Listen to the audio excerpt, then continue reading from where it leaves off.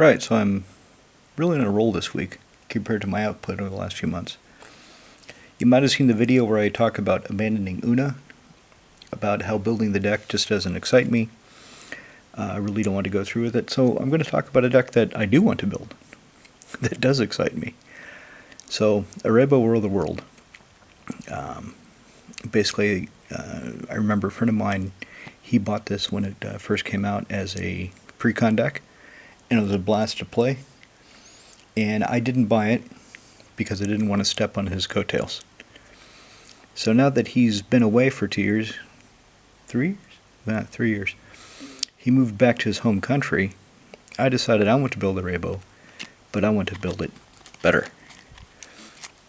So here are the cards that I have. Some of them are straight off the deck list. Mutavault, I don't believe that is. Path of Ancestry, probably. Rogue's Passage, can't remember. Yavimahalo, definitely not.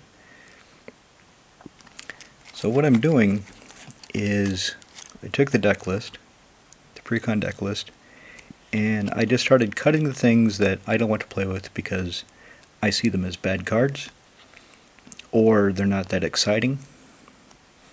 And then I started putting together the pile of cards I need to finish the deck. This is going very slow because I'm spending quite a bit of money to get the shiny cards that I want, like Alms Collector. I saw this version, I thought, yeah, I'm going to get that. And it wasn't some cheap €5 card, but it's what I want to play with. Cat Warriors, it's my own edition. Spirit of the Hearth, already had one of those.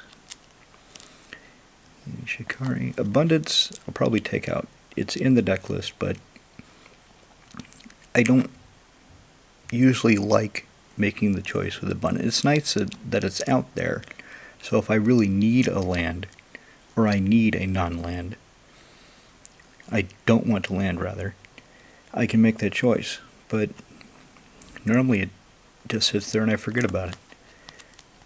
So I'll probably cut that. Growing Rights. So I don't believe that was in the deck. No, it couldn't have been because Excellent came out after. The Anime Balin. She's just way cool. And there's a lot of cards I can add to the deck that have come out. So I've got my artificial cutoff of I'm not buying any new cards after Liveria's Wedding. But for example, Leonin Warleader. That came out in, I believe it was Core 2021. So that's still before the cutoff, and I definitely want to add that to the deck. So the other reason I'm building this, it gives Brimaz a home. It gives Jareth Leonine Titan a home.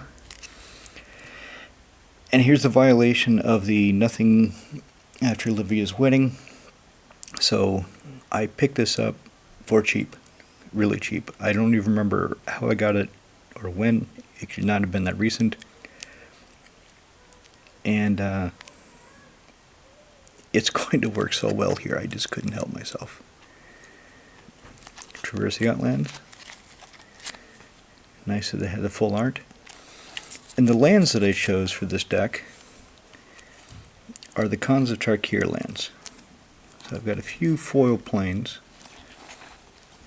I only have one foil forest.